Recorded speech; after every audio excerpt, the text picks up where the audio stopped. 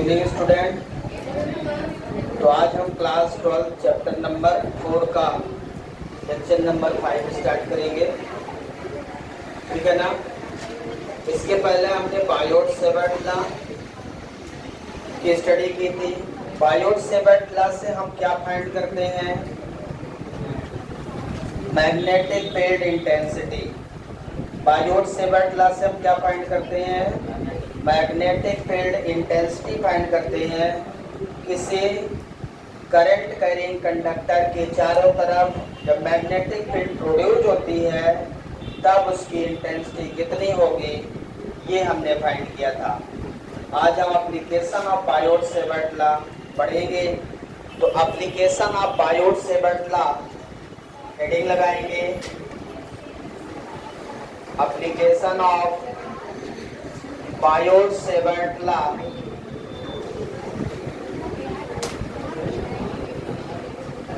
इनके दो important application है। जैसे गॉस थ्योरम के एप्लीकेशन आप पढ़े थे, उसी तरह से बायोट-सेवर्ट लॉ के एप्लीकेशन। आपने गॉस थ्योरम का स्टेटमेंट पढ़ा था और उसका एप्लीकेशन। गॉस थ्योरम का पहला एप्लीकेशन क्या था? गॉस थ्योरम का पहला एप्लीकेशन किसी को याद है? Electric field intensity due to क्या? Infinite line charge distribution. एक इनफाइनाइट लाइन थे जिसमें चार्ज था, उसका इलेक्ट्रिक फील्ड निकाला था हमने। यहाँ पे जो पहला एप्लीकेशन है वो है magnetic field intensity due to long straight current carrying wire. Long straight current carrying wire. आपको पता है जो मैग्नेटिक फील्ड प्रोड्यूस होती है किसी कंडक्टिंग वायर में, जब करंट फ्लो होती है तब उसमें मैग्नेटिक फील्ड प्रोड्यूस। तो आपने क्या किया? आपको क्या करना? मैग्नेटिक फील्ड इंटेंसिटी निकालना है due to long straight current carrying wire.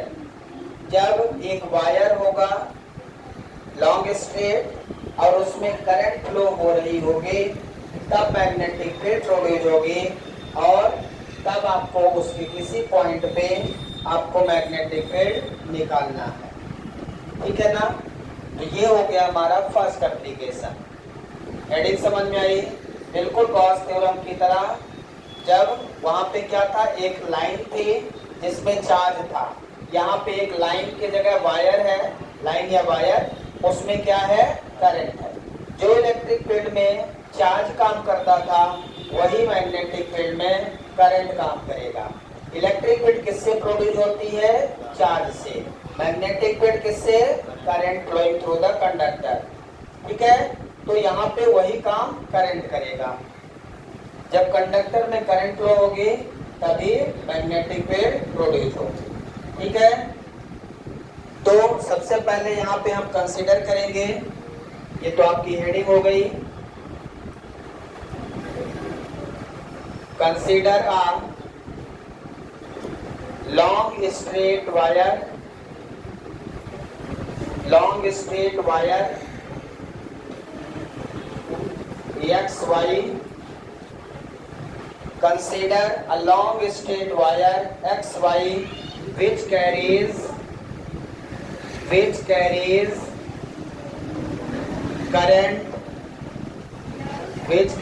current I। सबसे पहले हम एक लॉन्ग स्ट्रेट वायर कंसीडर करते हैं। वो वायर में करंट I फ्लो हो रही है, which carries करंट I, ठीक है ना। करंट I X से Y या Y से X, जहां भी आपको ड्रॉ करना हो। द डायरेक्शन ऑफ करंट देता हूं, the direction of current from x to y। Current flow हो रही है। एक्स वाई लेंथ का एक लॉन्ग स्ट्रेट वायर है जिसमें करंट फ्लो हो रही है, कितनी आई, और उसके करंट की डायरेक्शन एक्स से वाई की ओर है। अब हम मैग्नेटिक फील्ड इंटेंसिटी निकालेंगे। तो find the magnetic field intensity, to find the magnetic field intensity at a point P, which is placed distance small a from the center of wire and distance r from the current element,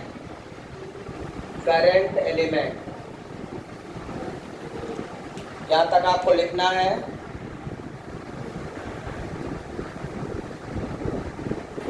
तो देखिए जो लिखा है उसके हिसाब से diagram बनाएंगे।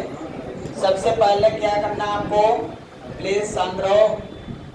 क्या है, सबसे पहले आपको एक वायर कंसीडर करना है। वायर क्या होगा, एक्स वाई। सबसे पहले मैंने क्या लिखा है समझिए, consider a long straight wire x y. सबसे पहले एक long straight wire x y consider करेंगे। उसके बाद विच कैरीज करंट आई, क्या आई करंट कैरी करता है वो वायर, और उसमें direction of current from x to y, मतलब एक्स से वाई की ओर करंट की डायरेक्शन है। यहाँ डायरेक्शन बनाएंगे, एक्स से वाई की ओर करंट फ्लो हो रही है। करंट की डायरेक्शन क्या है, एक्स से वाई की ओर। ये लिख दिया आपने, यहाँ तक समझ में आया। Consider a long straight wire x y which carries current I, the direction of current from x to y. यहाँ तक हो गया। इसके बाद अगला पॉइंट क्या है, to find the magnetic field intensity. कहाँ पे आपको मैग्नेटिक फील्ड इंटेंसिटी निकालना है, at a point P. P पे, वो पी पॉइंट कहाँ है, which is place distance small a from the centre of wire and distance small r from the centre current element. ठीक है, तो सबसे पहले करंट कैरिंग कंडक्टर, हमने एक वायर लिया, करंट कैरी किया। अब इसमें दूसरा आपको क्या लेना है, एक करंट एलिमेंट लेना है। मैग्नेटिक फील्ड निकालने के लिए क्या चाहिए, करंट एलिमेंट चाहिए। कहीं ना कहीं इस वायर में करंट एलिमेंट लेना पड़ेगा। ले लेंगे, हमने यहाँ पे एक छोटा सा करंट एलिमेंट ले लिया। करंट एलिमेंट की लेंथ बहुत छोटी होती है, इसे हम डीएल लिखते हैं। क्या लिखते हैं, डीएल। अब डीएल हमारा करंट एलिमेंट है, इससे कितनी दूरी पे पॉइंट पी है, आर डिस्टेंस दूर है। करंट एलिमेंट से आर डिस्टेंस दूर एक पॉइंट पी है, और इस वायर के सेंटर से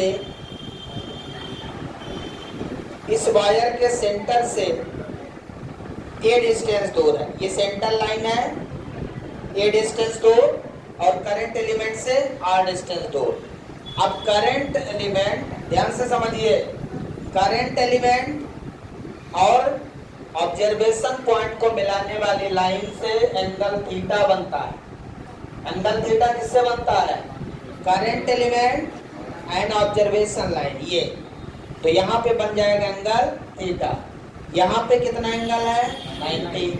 यहाँ पे ले लेता है एंगल फाई। क्या ले लिया, फाई एंगल। अब आपको पता है जो मैग्नेटिक फील्ड प्रोड्यूस होगी वो पूरे वायर से होगी। वायर के दो एंड हैं, एक एंड ये है, एक एंड ये। आपको पता है ना, पूरे वायर से मैग्नेटिक फील्ड प्रोड्यूस होगी। अभी जो मैग्नेटिक फील्ड यहाँ पे मिलेगी वो इसके कारण मिलेगी, लेकिन आपको क्या करना है, पूरे वायर की मैग्नेटिक फील्ड निकालना है। तो आपको क्या करना है, इस एंड से लेकर इस एंड तक इंटीग्रेट करना पड़ेगा। एंड एक्स से लेकर एंड वाई तक क्या करना है, इंटीग्रेट करना पड़ेगा। तो अब हम सबसे पहले ये जो लेंथ है इसको एल लेंथ ले लेता हूं। डीएल में से एक लेंथ है एल, ये कितना है, स्मॉल एल। ये जो लेंथ है ये कितना है, मान लो यहाँ पे एक पॉइंट हमने ले लिया O point, O is the centre point of wire. ठीक है, यहाँ तक डायग्राम पहले बना लीजिए आराम से, उसके बाद फिर आगे बनाते हैं। अब मुझे क्या करना है, मैग्नेटिक फील्ड पूरे वायर का निकालना है। तो इसके इस एंड को यहां से मिलाइए, एक्स एंड से इसको मिला दीजिए और वाई एंड को भी मिला दीजिए पॉइंट पी से। यहां पे जो एंगल बनेगा वो φ2 है और यहां पे जो एंगल है वो -φ1 है, -φ1। इस सेंटर वाली लाइन के ऊपर पॉजिटिव एंगल है φ2 और नीचे -φ1। मतलब आपको -φ1 से +φ2 तक इंटीग्रेट करेंगे एंगल, -φ1 यहां से लेके +φ2 यहां तक। जब आप इंटीग्रेट करेंगे तब इस पूरे वायर की मैग्नेटिक फील्ड पॉइंट पी पे मिलेगी। समझ में आ रहा है? इस पॉइंट पी को इस एक्स एंड से मिलाना है और वाई एंड से मिलाना है। सेंटर वाली लाइन से ऊपर एंगल कितना बनेगा, φ2, और सेंटर लाइन से नीचे जो डॉट डॉट लाइन है वहां क्या बनेगा, -φ1। कितना एंगल है ये, -φ1, याद रखिएगा। ठीक है, और अब आपको -φ1 से +φ2 तक इंटीग्रेट करेंगे तब पूरे वायर का मैग्नेटिक फील्ड निकलेगा पॉइंट पी पे। अब आप ये बताइए, इस पॉइंट पी पे डायरेक्शन ऑफ मैग्नेटिक फील्ड क्या है, पी पॉइंट पे मैग्नेटिक फील्ड की डायरेक्शन क्या है, इनवर्ड की आउटवर्ड, डाउनवर्ड मतलब इनवर्ड। ठीक है ना, ये आपका वायर है, इसमें करंट ऊपर जा रही है, तो मैग्नेटिक फील्ड की डायरेक्शन तो ये है ना, किधर है, इसको डाउनवर्ड या इनवर्ड बोलते हैं। यदि इस सरफेस पे कहा जाए तो आउटवर्ड, बाहर की ओर। ठीक है, समझ में आ रहा? तो यहाँ पे मैग्नेटिक फील्ड की डायरेक्शन को रिप्रेजेंट किससे करेंगे, क्रॉस से कि डॉट से, क्रॉस साइन। इनवर्ड यहाँ पे मैग्नेटिक फील्ड इनवर्ड है, इनवर्ड या डाउनवर्ड बोलते हैं इसको। ठीक है, तो मैग्नेटिक फील्ड की डायरेक्शन क्या है, इनवर्ड या उसको डाउनवर्ड बोलते हैं इस सरफेस पे। और ये इधर कोई पूछे तो अपवर्ड हो जाएगी। भाई ये आप कंडक्टिंग वायर ले लीजिए ना और थंब रूल लगा दीजिए, तो यहाँ पे मैग्नेटिक फील्ड किधर जाएगी, ऐसे जाएगी ना डाउनवर्ड। और इस सरफेस पे उंगलियां घुमा दीजिए बाहर, आउटवर्ड, ऐसे देखना है। ठीक है, तो मैग्नेटिक फील्ड इनवर्ड है या उसको डाउनवर्ड बोलते हैं। क्रॉस साइन से डिनोट करेंगे, जहां भी क्रॉस साइन दिखेगा आप समझ जाएंगे फील्ड के डायरेक्शन इनवर्ड। समझ में आया, ये ध्यान रखिएगा। अब आपका डायग्राम कंप्लीट हो गया। अब हम क्या करेंगे, एक्सप्रेशन शुरू करेंगे। डायग्राम सबको दिख रहा है, कोई डाउट है इसमें? सबसे पहले वायर लिया हमने एक्स वाई और एक्स से वाई की ओर करंट फ्लो करवा दिया, फिर एक करंट एलिमेंट ले लिया डीएल। डीएल जो एलिमेंट है उसको ए और बी पॉइंट दे दें, दो पॉइंट है इसमें, ए और बी लेंथ का है, और उसके बाद सेंटर ओ पॉइंट है, ओ से ए डिस्टेंस पर और करंट एलिमेंट से आर डिस्टेंस दूर एक पॉइंट भी कंसीडर किया, जिस पॉइंट पे मुझे मैग्नेटिक फील्ड इंटेंसिटी निकालना है।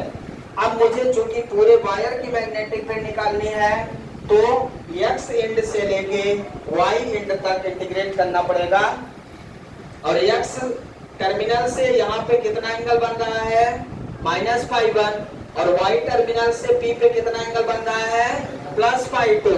एंगल दोनों दिख रहे हैं आपको, ठीक है।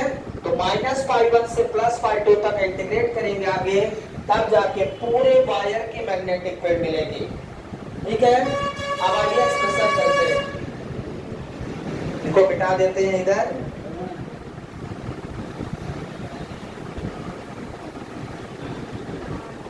अब एक्सप्रेशन करने के लिए हमें क्या करना पड़ेगा, अकॉर्डिंग टू बायोट-सेवर्ट लॉ चलेंगे, क्योंकि एप्लीकेशन पढ़ रहे हैं हम, किसका एप्लीकेशन पढ़ रहे हैं, बायोट-सेवर्ट लॉ का। मतलब हमें बायोट-सेवर्ट लॉ यूज करना है, तो हम यहाँ पे लिखेंगे बाय यूजिंग बायोट-सेवर्ट लॉ। क्या फार्मूला है, dB equal to μ0/4π I dl sin theta by r square। So this is the formula। यही फार्मूला है बायोट-सेवर्ट लॉ का, जिसको याद ना हो याद कर लें, μ0/4π I dl sin theta by r square।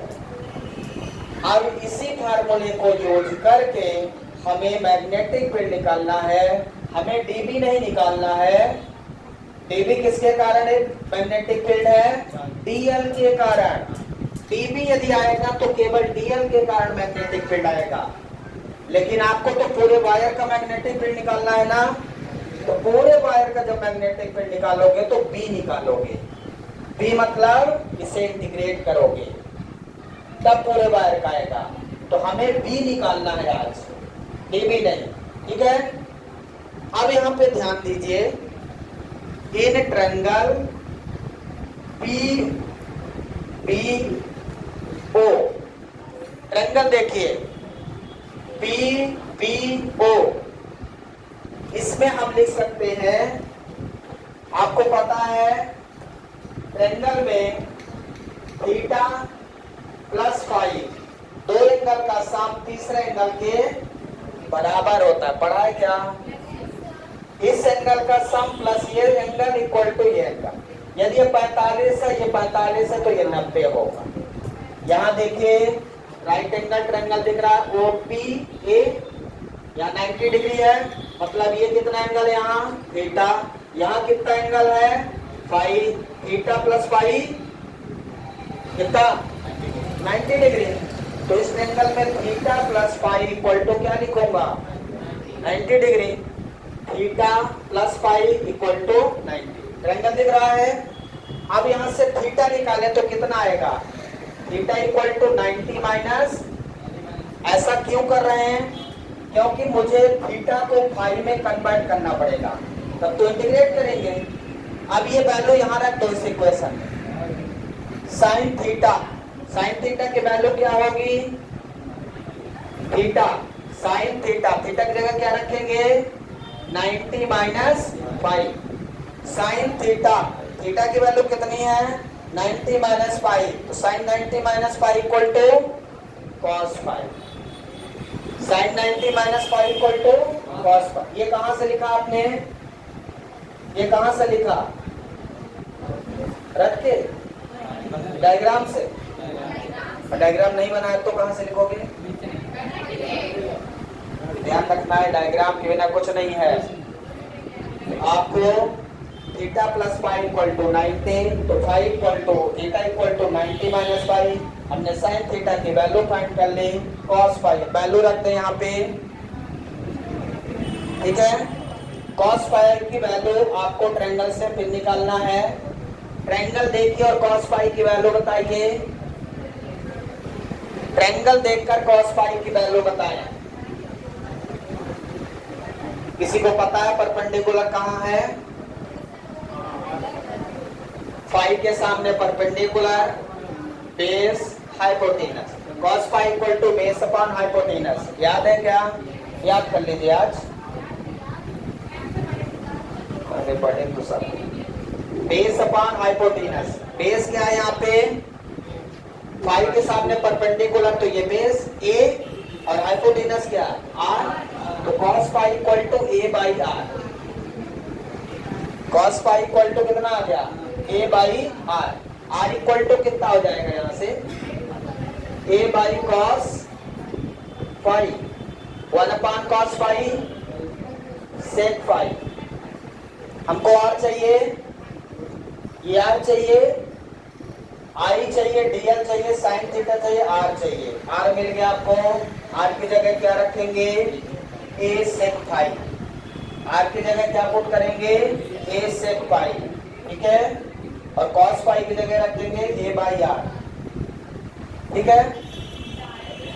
अब हमें इस एप्लीकेशन में एक टर्म और चाहिए, वो टर्म है DL। How to find DL? जब तक देखो आई तो फिक्स है, बात मत करो पीछे। आई तो आपको पता है, साइन फाई, साइन थीटा आपने निकाल लिया, कितना आ गया? cos phi. आर आपने निकाल लिया, बचा क्या? क्या बचा? DL बचा। अब DL कैसे निकालेंगे ये ध्यान देना आपको। DL के लिए पहले L निकाल लें। L कहां से निकालेंगे? डायग्राम में देखिए, कहीं दिख रहा है क्या यार? ये लेंथ। अब यहां पे हमें फिर से ट्रिग्नोमेट्री फार्मूला लगाना है। tan थीटा कितना होगा? अब थीटा मत लगाइए, कम से कम कितना लिख दो? tan फाई कितना होगा? उसी ट्रायंगल में हम लोग हैं। tan फाई इक्वल टू, देखो फाई है परपेंडिकुलर बेस की हाइपोटेनस, तो tan थीटा इक्वल टू क्या फार्मूला होता है? Perpendicular upon base. तो परपेंडिकुलर कितना है इसका? L। बेस कितना है? A। तो tan phi equal to L by A। तो L इक्वल टू कितना? A tan phi. L equal to कितना आया? A tan phi. मुझे चाहिए क्या? मुझे क्या चाहिए? DL चाहिए। DL के लिए क्या करना है? L को डिफरेंशिएट कर दो। L को डिफरेंशिएट कर दो तो L का डिफरेंशिएशन DL हो जाएगा। और इधर tan फाई का डिफरेंशिएशन फाई के रिस्पेक्ट में, बोलिए डिफरेंशिएशन पढ़ा है? कब पढ़ लिया? कभी नहीं पढ़ा। 11th में इतना पढ़ाया लेकिन कभी नहीं पढ़ा। डिफरेंशिएशन पढ़ाया, इंटीग्रेशन पढ़ाया, कोई बात नहीं पढ़ा। तो DL कितना आएगा? DL इक्वल टू L का डिफरेंशिएशन DL, A कांस्टेंट है, सेक फाई का डिफरेंशिएशन, सॉरी tan फाई का sec square phi, tan phi का डिफरेंशिएशन सेक स्क्वायर फाई, और फाई का differentiation D phi. DL equal to क्या मिल गया? A देखिए कांस्टेंट है, फिर हमने क्या किया? tan फाई का डिफरेंशिएशन किया। tan फाई का डिफरेंशिएशन सेक स्क्वायर फाई, और फिर फाई का D फाई। फाई का क्या हो गया? D phi. मतलब DL हमारा क्या मिल गया आपको? A sec square phi D phi. सबसे ज्यादा इंपॉर्टेंट यही टर्म है जो यहाँ लिखा है। ये यदि आपने सीख लिया तो ये पूरा एक्सप्रेशन कंप्लीट है। ये जो फाइंड किया है, DL निकालना है, साइन थीटा निकालना है, R निकालना है। 3 चीजें आपको निकालनी है। क्या क्या निकालना है ये ध्यान रखना है। करंट के अलावा डीएल निकालना है, साइन थीटा निकालना है और आर निकालना है। ये सब फाई के रिस्पेक्ट में निकालना है। क्यों? क्योंकि फाई वैरी होगा ना, कहां से कहां तक? -φ1 से φ2 तक।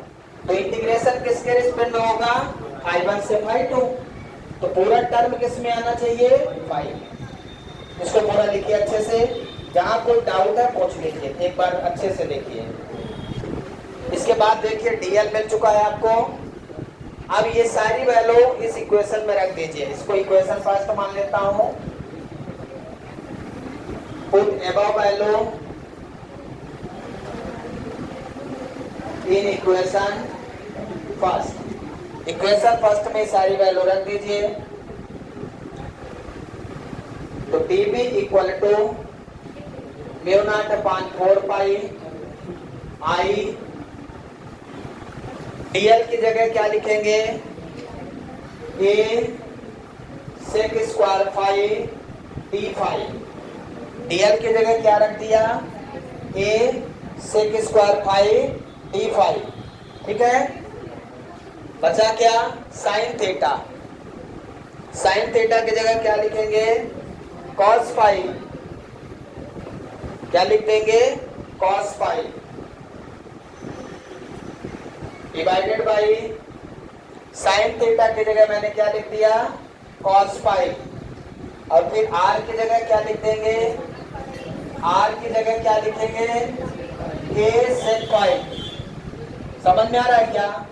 डीएल की जगह क्या लिख दिया? A sec square phi D phi. और साइन फाई की जगह, साइन थीटा की जगह क्या लिख दिया? Cos phi. और आर की जगह क्या लिखना है? ए सेक फाई। तो यहाँ हो जाएगा ए सेक फाई, तो आर स्क्वायर है तो 4 स्क्वायर।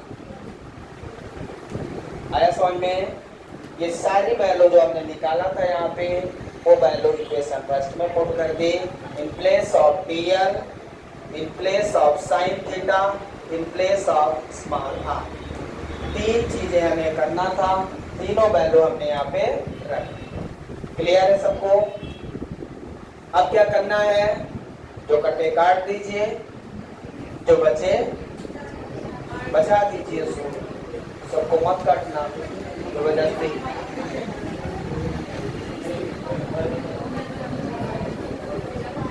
हाँ, dB इक्वल टू,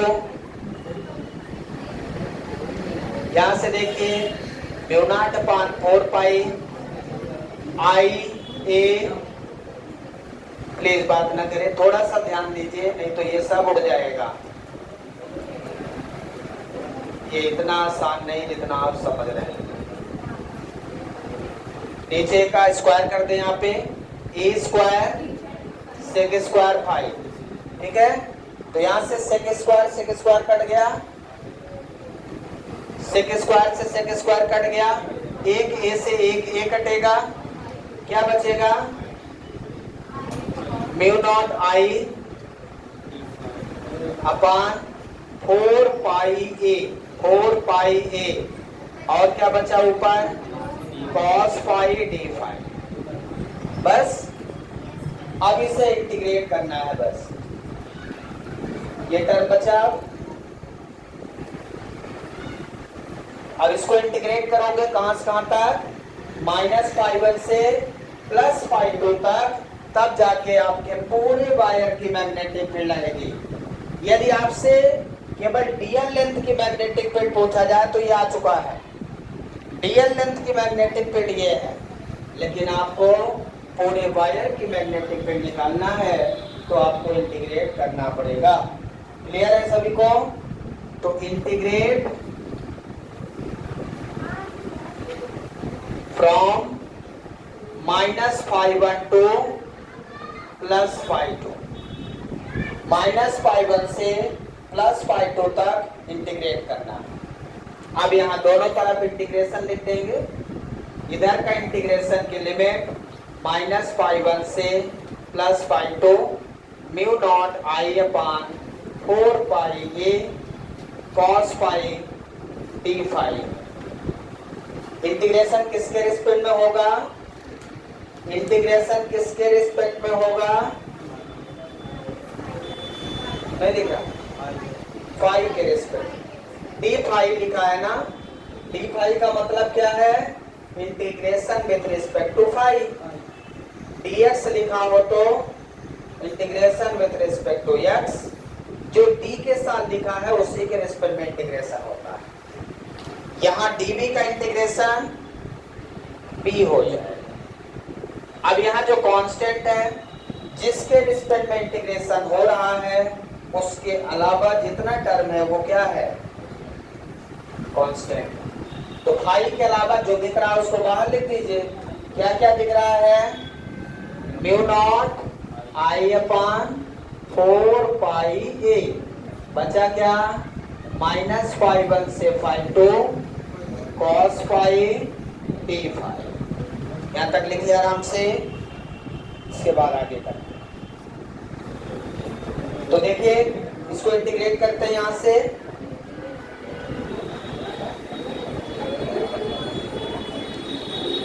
हाँ, तो b इक्वल टू क्या हो जाएगा, mu naught I upon 4 pi A, cos phi का इंटीग्रेशन साइन फाई, और माइनस फाई 1 से फाई, कॉस फाई का integration sine phi, cos phi का डिफरेंशिएशन माइनस साइन फाई।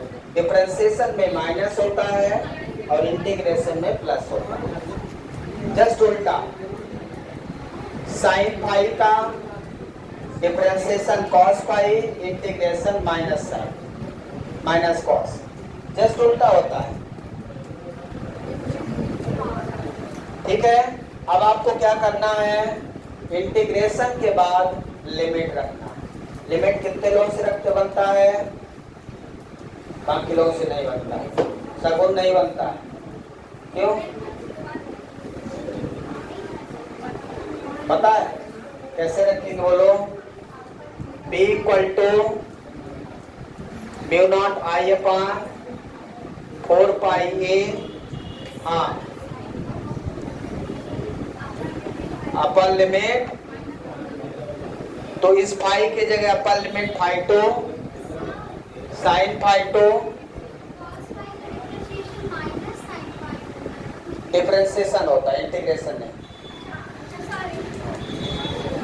हाँ देखिए, साइन फाई लिख दिया ना, अपर लिमिट फाई की जगह फाई 2 लिख दिया, अपर लिमिट फिर minus upper limit minus lower limit, sine phi की जगह माइनस फाई 1, क्या लिखेंगे, माइनस फाई 1, लिमिट रख दिया पूरा। कहाँ रखना होता है, फाई की जगह एक बार अपर लिमिट फिर माइनस लोअर लिमिट, जो लोअर लिमिट हो रख दो। तो अपर लिमिट पॉजिटिव है, लोअर लिमिट नेगेटिव, और ये तो माइनस होता है फार्मूला, अपर लिमिट माइनस लोअर लिमिट। अब यहाँ पे बैठ जाओ 4 पाई ए। अब साइन फंक्शन कैसा फंक्शन है, ऑड फंक्शन है, याद रखिए हमेशा। साइन फंक्शन ऑड फंक्शन है और कॉस फंक्शन इवन फंक्शन है। ऑड फंक्शन का मतलब ये है यदि उसके थीटा में माइनस है तो माइनस बाहर आएगा, sine minus theta equal to minus sine theta. लेकिन कॉस फंक्शन में यदि कॉस माइनस थीटा है तो कॉस थीटा हो जाएगा, माइनस नहीं आएगा, इसलिए वो इवन फंक्शन होता है और साइन ऑड फंक्शन होता है, याद रखिए। तो ये माइनस बाहर आ जाएगा ना, ये माइनस कहाँ आएगा, बाहर, तो इसको क्या कर देगा, प्लस कर देगा। तो ये क्या हो जाएगा, साइन फाई 1। याद रखेंगे यहाँ पे sine minus theta equal to minus sine theta, ये फार्मूला लगा दिया मैंने, क्योंकि ऑड फंक्शन यही कॉस माइनस थीटा होता तो सीधा क्या लिख देते, कॉस थीटा लिख देते। कॉस इवन फंक्शन है इसलिए थीटा में माइनस होने पे वही रहता है, चेंज नहीं होता। कुछ चीजें मैथ की हैं जो बहुत इंपॉर्टेंट है, उसे याद रखिए। मैथमेटिक्स यदि अच्छी है तो फिजिक्स अपने आप अच्छी हो जाएगी। फिजिक्स अच्छी करना है तो मैथ अच्छी करना है। अब इसको मैं क्या लिख दूं, mu naught I by 4 pi A sin phi 1 plus sin phi 2. So this is the final formula. Magnetic field intensity due to long straight current carrying wire B equal to mu naught I upon 4 pi a sin phi 1 plus sin phi 2. B equal to mu naught I upon 4 pi a sin phi 1 plus sin phi 2. यहाँ तक clear है। अब इसके बाद case first है magnetic field at the centre of wire. Magnetic field at the centre of wire. बोलिए क्या condition होगी जब आपको यहां पे मैग्नेटिक फील्ड निकालना है। ध्यान से समझिए, ये जो एंगल है, बोलना नहीं है भाई, 2 मिनट रुको। ये जो एंगल है वो कितना होगा? ये वायर है, ये आपका पॉइंट P है। अब ये जो एंगल phi 1 है और ये phi 2 है। ध्यान समझिए, यदि मुझे यहाँ पे मैग्नेटिक फील्ड निकालना है तो इस एंगल को ऐसे ऐसे लाना है। एंगल बढ़ा के घटा, ये बढ़ा के घटा, बढ़ रहा है ना। अरे पहले यहाँ कितना एंगल, अब यहाँ, ये यहाँ आया तो और बड़ा होगा, ये यहाँ आया तो और बड़ा, यहाँ आया तो यहाँ कितना हो गया, 90 हो गया। ऐसे ये बढ़ा रहा है, जब यहाँ आया तो 90। मतलब इस केस में phi 1 equal to phi 2 equal to 90 degree. phi 1 equal to phi 2 equal to यदि 90 डिग्री है तो मैग्नेटिक फील्ड इस वायर के सेंटर पे होगी। और वायर के सेंटर पे कितनी मैग्नेटिक फील्ड होगी, ये वेरी मोस्ट इम्पोर्टेंट पॉइंट है। आपको समझना होगा कि वायर के सेंटर पे मैग्नेटिक फील्ड कितनी होगी और एंगल 90 डिग्री क्यों और कैसे। आ रहा समझ में? जब ये एंगल है, इस एंगल को हम धीरे धीरे ऐसे बढ़ाए तो एंगल बढ़ता चला गया। ये काम, फिर ये उससे ज्यादा, फिर उससे ज्यादा, फिर ये और ज्यादा, फिर ये और ज्यादा, फिर यहाँ आ गया तो ये 90 हो गया। 90 हुआ क्या? बढ़ता गया ना। तो ये एंगल कितना हो गया? 90। अब sin phi 1 मतलब sin 90 equal to 1, sin phi 2 मतलब sin 90 इक्वल टू 1। अब यहाँ पे 1 प्लस 1 क्या बनेगा इस फार्मूले में? 2 हो जाएगा। एंगल समझ में आ गया है ना। तो B equal to mu naught I upon 4 pi A 1 plus 1। ये वेरी मोस्ट इंपॉर्टेंट फार्मूला है, जो कंपटीशन में क्वेश्चन आता है इसी फार्मूले पे बेस सबसे ज्यादा आता है, इसलिए इसको याद रखेंगे। किसी वायर के सेंटर पे मैग्नेटिक फील्ड कितनी होगी ये ध्यान रखना। इस 2 से ये 2 कट जाएगा तो मैग्नेटिक फील्ड कितनी आ जाएगी? Mu naught I upon 2 pi A, या इस फार्मूले को लिखते हैं mu naught upon 4 pi 2I by A। So this is the very most important formula. Mu naught I by 2 pi A या mu naught upon 4 pi 2I by A. Clear है? A is the distance from center of wire to observation point. ठीक है? अब किसी एक and पे निकालना है, किसी एक एंड पे, मान लो x एंड या y एंड पे निकालना है, तो एक आपका 0 डिग्री हो जाएगा, एक 90 डिग्री हो जाएगा। ठीक है? इस एंड पे निकालोगे वहां पे 0 हो जाएगा और दूसरे एंड पे 90 हो जाएगा। तो phi 1 0, phi 2 90 या phi 2 0, phi 1 90। तो किसी एक एंड पे निकाल लेंगे, बन जाएगा। ठीक है? तो मेन इंपॉर्टेंट ये है, इसको ध्यान रखिएगा। Thank you.